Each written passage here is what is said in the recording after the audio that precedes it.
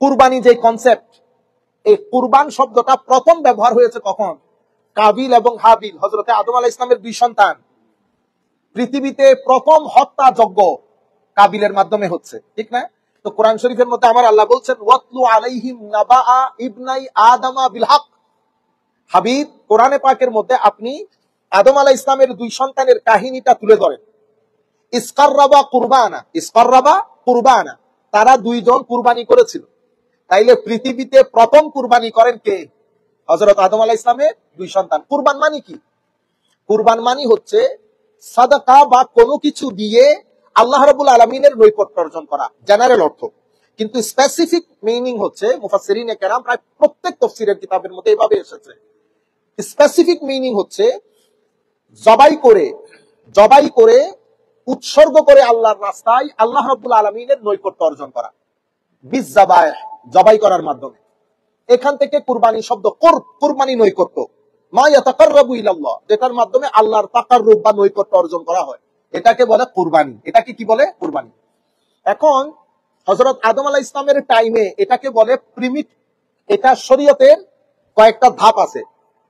পৃথিবীতে প্রত্যেক জিনিস একটা ডেভেলপমেন্টাল প্রসেস দিয়ে যায়। এই এয়ার কন্ডিশন যেটা এখন দেখতেছেন, এটা কিন্তু শুরুতে এরকম ছিল না। এটা পুরা একটা কামরার মতো ছিল। এটা ডেভেলপ হতে হতে হতে এখন দেওয়ালের উপরে লটকাই দিচ্ছেন, এটা চিপাই মারতেছেন, এটা হয়ে যাচ্ছে। অথবা আপনি বাইরে চলে গেছেন, আপনার ল্যাপটপ থেকে বা মোবাইল থেকে অন করে দিচ্ছেন, 2 ঘন্টা ঠান্ডা করে। এটা হচ্ছে আফটার ডেভেলপমেন্ট। তো প্রত্যেক জিনিসের 3টা ধাপ থাকে। একটা হচ্ছে প্রিমিটিভ পর্যায়ে, একেবারে প্রাথমিক পর্যায়ে, মধ্যম পর্যায়ে, আধুনিক পর্যায়ে।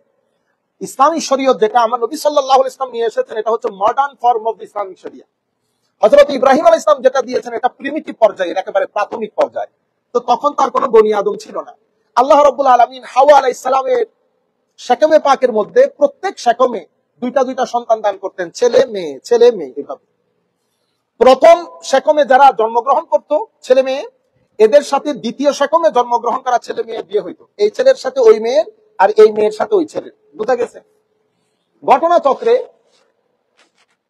হাবিল এবং কাবিল, এদের দুইজনের মধ্যে গন্ডগোলটা সৃষ্টি করেছে একজন।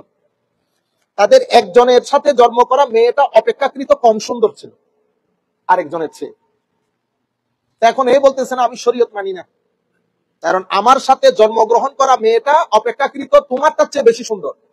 সুতরাং আমি আমারটা তোমাকে বুঝিয়ে দেব না, তোমারটা তুমি, আমারটা আমি। শরীয়ত লঙ্ঘন হয়েছে এবং চূড়ান্ত ভাবে লঙ্ঘন হয়েছে। তখন তাদের মধ্যে স্বাভাবিকভাবে শত্রুতায়, পৃথিবীর মধ্যে এই যে ভাইয়ে ভাইয়ে হিংসা বিদ্বেষ, শত্রুতার শুরু এখান থেকে। ইনারাই প্রথম এই কালচারটা ডেভেলপ করেছে। হযরত আদম আলাইহিস সালাম অনেকভাবে বোঝানোর চেষ্টা করেছেন, অতঃপর উনি সফরের মধ্যে ছিলেন, দোয়া করে গেছেন এদের জন্য। তারা সেটেল করেছে। তাদের মধ্যে একজনের অনেক ধরনের এই যে ভেজিটেশন, শাকসবজির ক্ষেত ছিল, আরেকজনের ফার্ম হাউস ছিল। দুইজন একটা ব্যাপারে অঙ্গীকারবদ্ধ হয়েছে যে আমরা আল্লাহর দরবারে কুরবানি দেব, যার কুরবানি গ্রহণযোগ্য হবে তার মতামত গ্রহণযোগ্য হবে। তো কুরবানিটা কিভাবে দেবো, কনসেপ্টটা কিরকম হবে? আমি আমার ভেজিটেশনের জিনিসপত্র এক জায়গায় রাখবো, তুমি তোমার ছাগল এক জায়গায় রাখবা, উপর থেকে আগুন এসে যারটা খেয়ে ফেলবে সেই ব্যক্তি পরীক্ষায় পাস, তারটা গ্রহণযোগ্য হবে।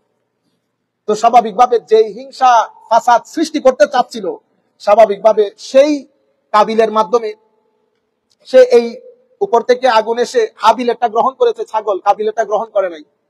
কাবিল এটা মেনে নিতে পারতেছে না। ইভেন ডিভাইন ডিক্রি যেটা আমরা বলি ঐশী হুকুম, সেটাও মেনে নিচ্ছে না। অতঃপর সে কাবিলকে হত্যা করে, হাবিলকে হত্যা করে।